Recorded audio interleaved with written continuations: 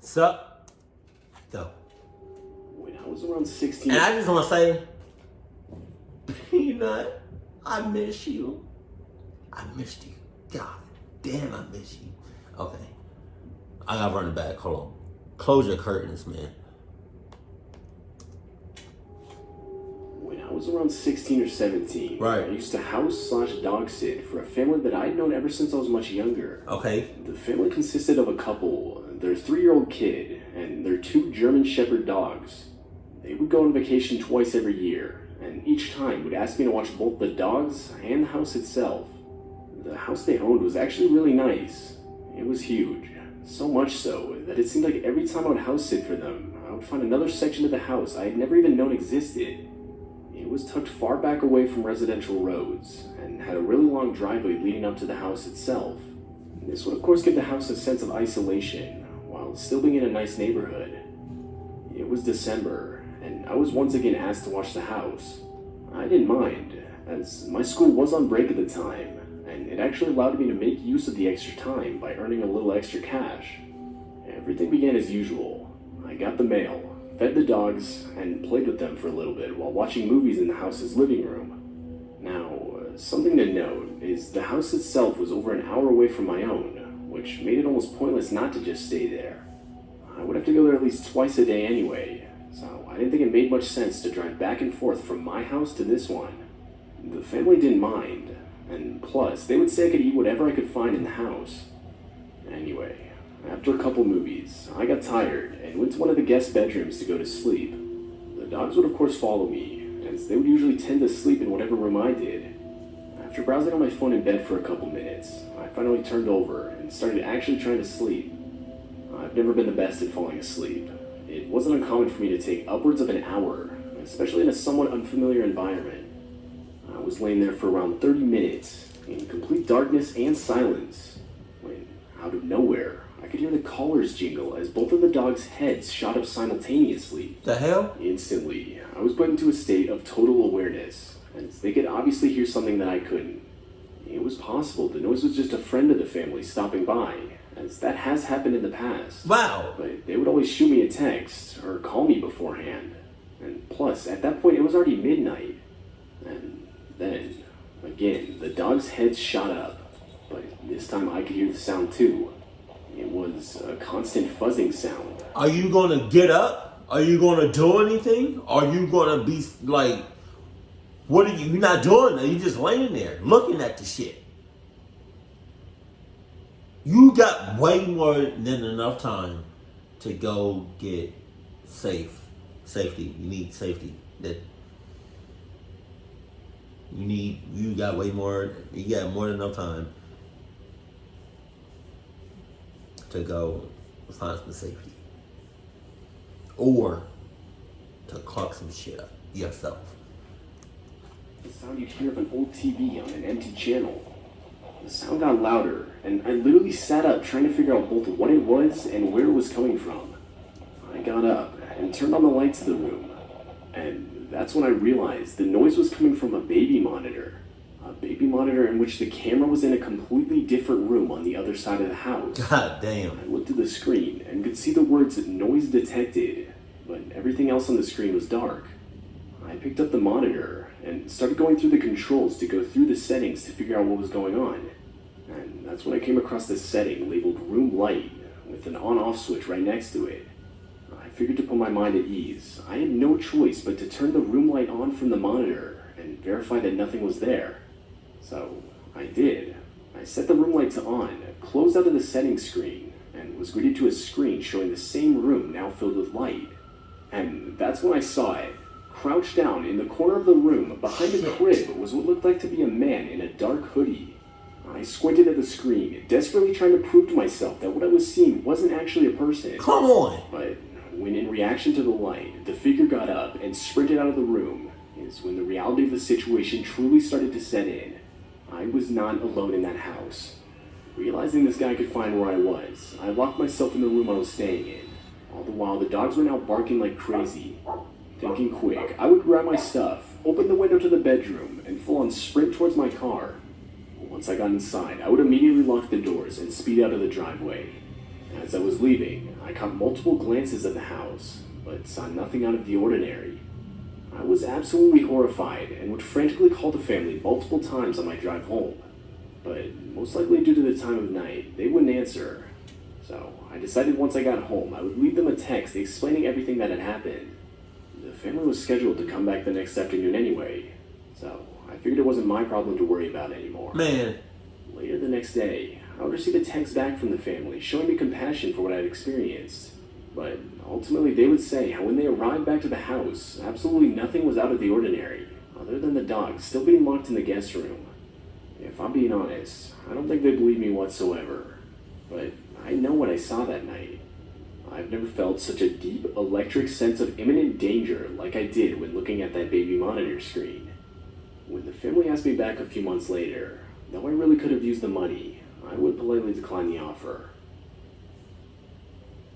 I'm 21 and was recently asked by my uncle if I could watch his dog while he was out of town. My uncle lives in a remote town in Alaska and has a Siberian Husky named Duke. Almost right away, I would send a text back to him saying, "Yeah, of course, man."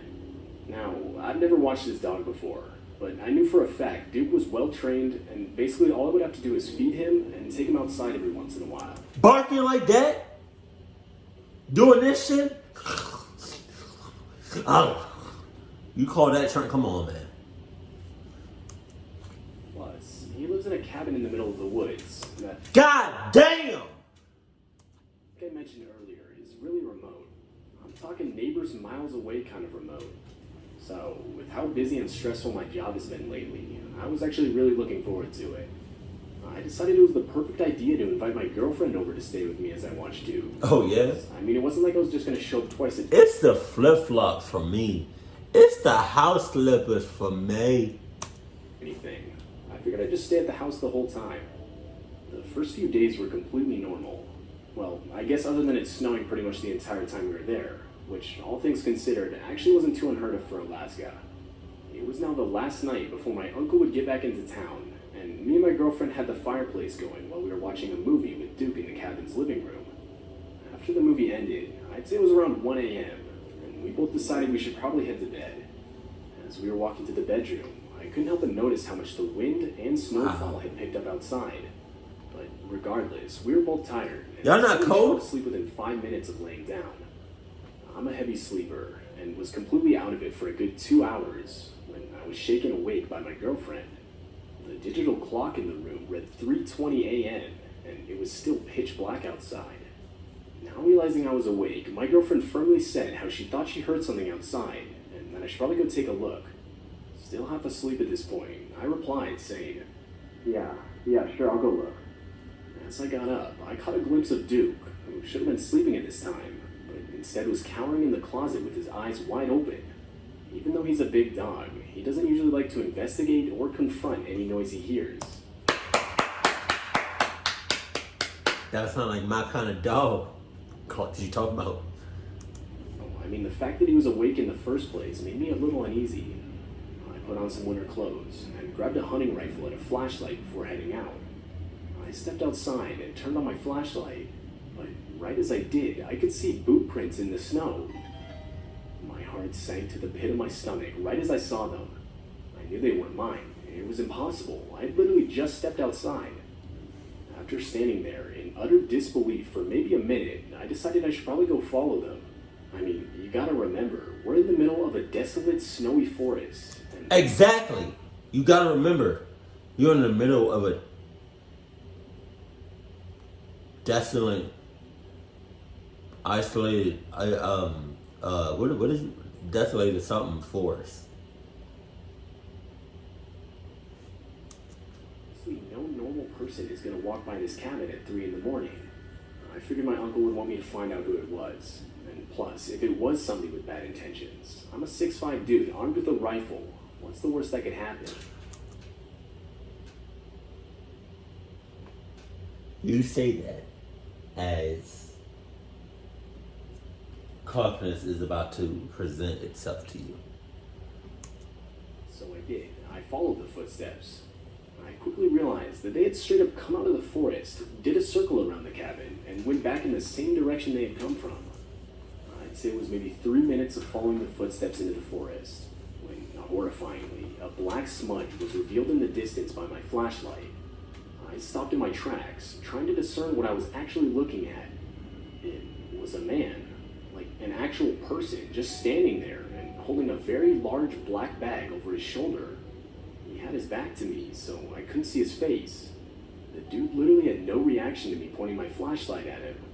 I tried to bring myself to yell out to him, but I couldn't do it. I mean, the whole situation was straight out of a nightmare. Adrenaline building up, I did the only thing I could. Turn around and sprint back to the cabin.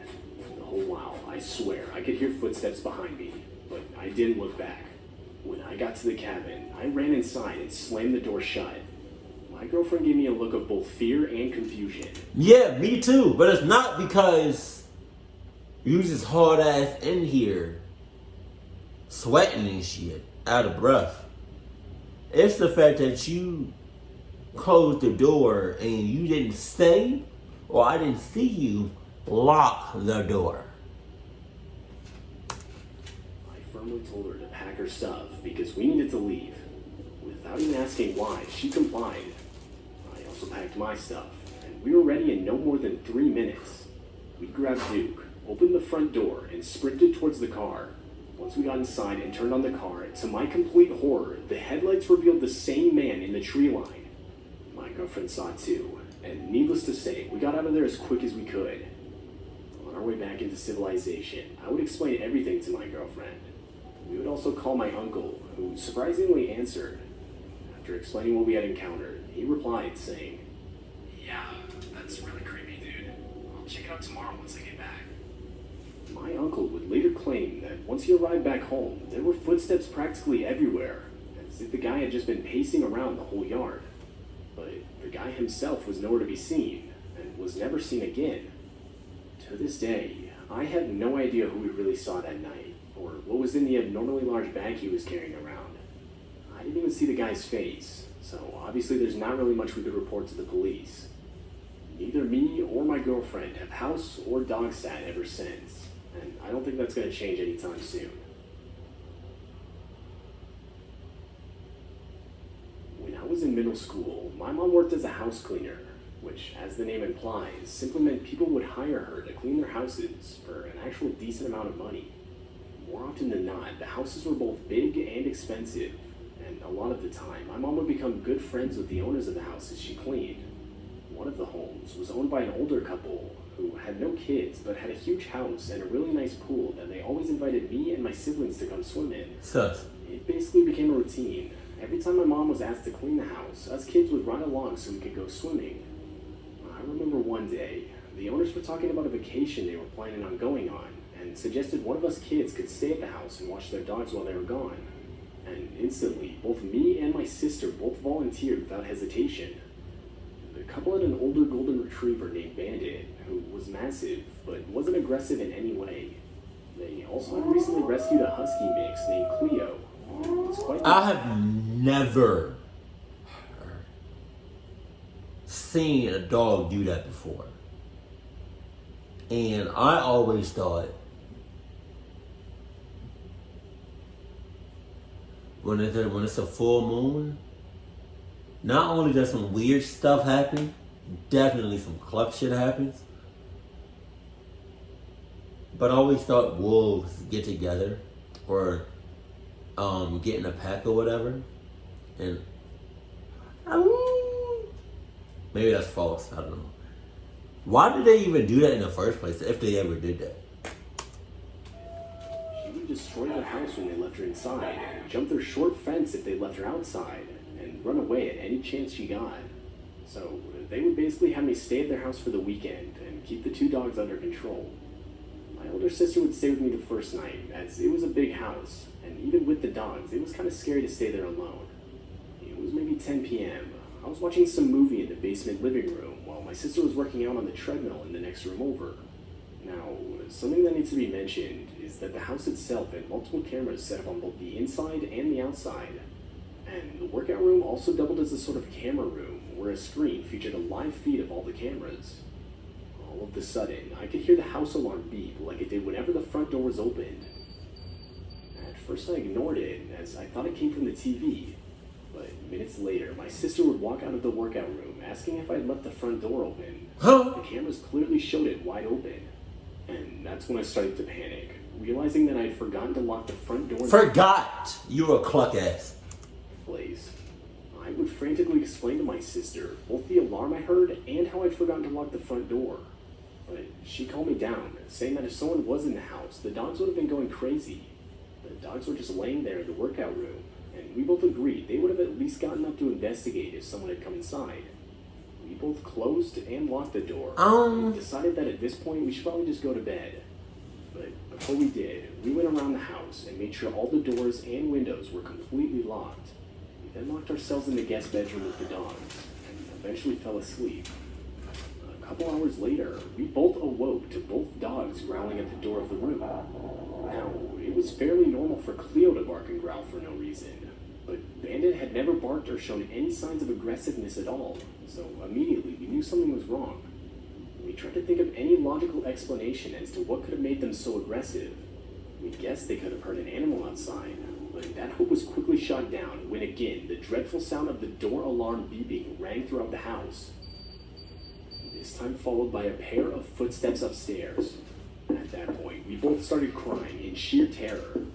My sister frantically called our dad, who told us to hang up and call the police immediately while he made his way over. He would make the 15-minute drive in under 5 minutes, and as soon as he got there, we would open the bedroom door to meet him. And right as we did, the dogs took off running and barking all throughout the house. My dad took a quick look around the upstairs levels with his gun, but didn't see anything unusual. The police arrived a few minutes later, and after looking around, they confirmed that it seemed someone had been inside, but that whoever it was hadn't stolen or disturbed anything. My dad made us wait in the car while he and the police reviewed what the cameras had actually caught that night. After maybe 30 minutes, he came back, and I could tell his face was pale white. When I asked him what the cameras had captured, he wouldn't tell us anything. My mom never cleaned that house again, and both my parents told us we weren't allowed to go there anymore.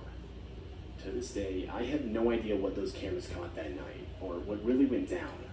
But honestly, based on my dad's reaction, a part of me doesn't ever want to know. It's probably some paranormal shit.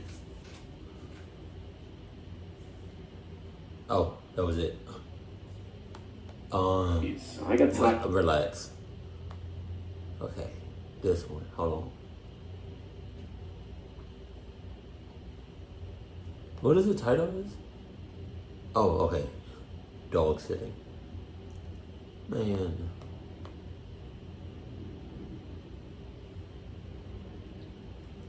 Do you even really need to watch? Oh, I farted. Do you really even need to watch dogs? Not the game. But, I mean, dogs can't be left alone. Not nearly as long as cats can. Alright. But like if you have a trained dog, you can leave for like a little bit and then come back. But like but nevertheless, dogs can protect themselves. Cats can protect themselves. Right? I just think they didn't really need a dog sitter. They didn't. It's just the way it is. But hey, I've never had nobody watch Peanut before. That, and also I don't trust people. And then some of the dogs in this story didn't say nothing.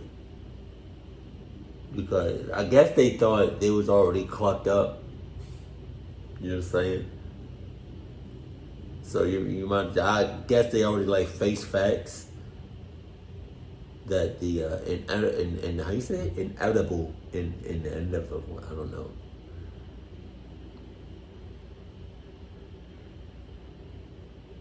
But yeah, every time Peanut he would pretty much bark at he wouldn't bark at anything at the door. Like when I came home and he heard my keys, he wouldn't bark or anything. He would get excited and come to the door. But if he heard somebody that he wasn't familiar with, like the sound or the smell or like the aura or whatever, he would growl, bark, stuff like that. That lets me know that there's somebody at the door or coming to the house. But Peanut was a great dog.